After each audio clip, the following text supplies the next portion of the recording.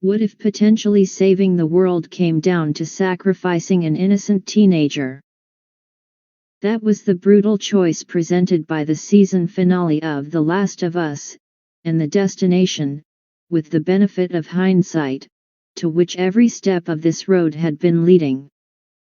If the series heroes popularized the line, "Save the cheerleader, save the world," The Last of Us turned that on its head, wrenchingly so, by demanding the death of a teen, Ellie, Bella Ramsey, in order to achieve the same hoped-for effect.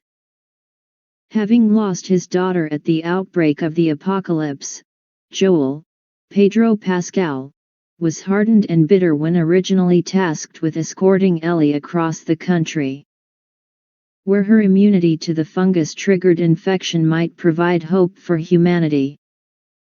The two gradually bonded, however, in the course of their very eventful travels, and when he called her baby girl when they were reunited at the end of episode 8. There was a tenderness that indicated just how far the relationship had come. The episode began with a flashback to Ellie's birth and her mother's cruel fate. A kind of origin story similar to Marvel's Blade.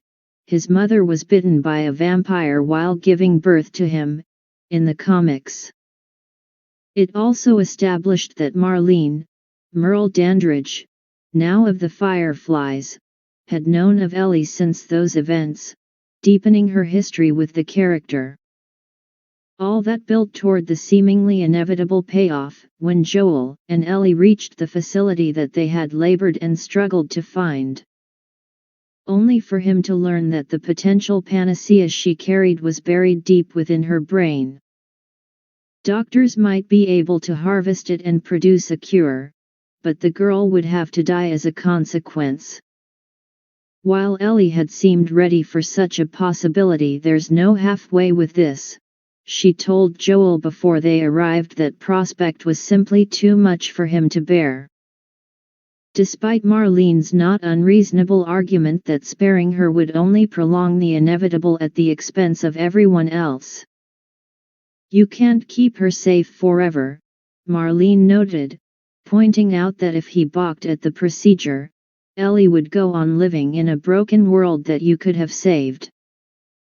Yet for Joel, letting her die was no choice at all. Unpersuaded by Marlene's logic, he escaped his captors, freed Ellie, and killed, well, pretty much everyone who got in his way. He then followed that by lying to the girl, telling her the scientists had stopped looking for a cure, and summing up his personal evolution by saying in terms of finding a reason to live. If you just keep going, you find something new to fight for.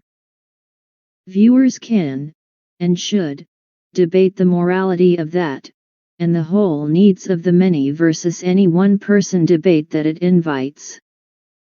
Dramatically speaking, though, it's hard to argue with the impact of those closing moments, and the bleakness it augurs for a future that Joel has seemingly deprived of its one ray of hope. Whatever the finale means for The Last of Us going forward into a second season and likely beyond, it added one last emotional haymaker in a season punctuated by them. Along the way, Joel clearly found something to fight for, and chose that renewed purpose over the promise of a better world. The decision wasn't rational, but like much of what the series has remarkably produced in bringing the game to the screen, it